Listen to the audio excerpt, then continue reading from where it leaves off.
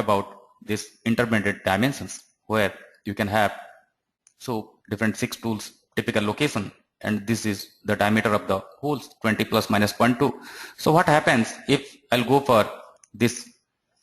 So position of this hole is looser tolerance where I'm giving a 5 mm and I'm giving a secondary control for 0.5 for axis interpretation, axis obbling, and this is basically the whole features movement, diameters movement, and this is axis movement, that is 20.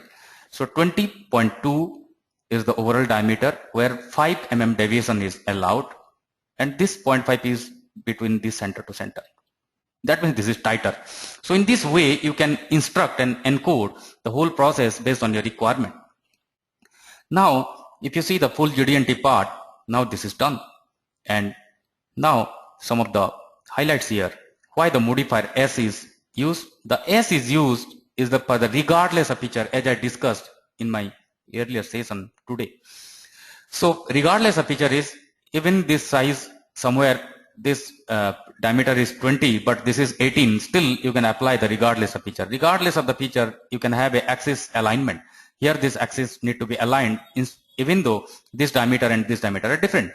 So the gist is the M modifier you can use for the clearance.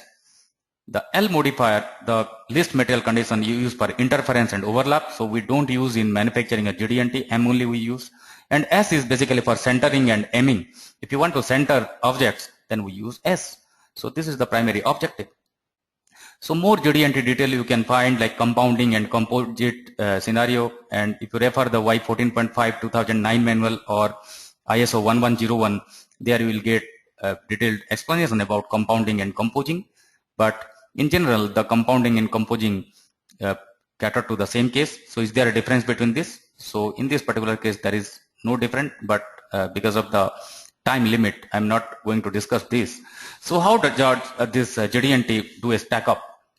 If you talk about the GD&T latest code, there is an envelope rule, which I told before that I will discuss about the rules also, which guarantees the assemblability. The envelope rule is, even though I have a bore size somewhere 20, one 18, one is 12, but still the axis alignment can be referred by using the regardless of feature size S. The S modifier wherever you use, that can be applied to datums, that is regardless of feature boundary. And if you use for the features, that is regardless of feature size.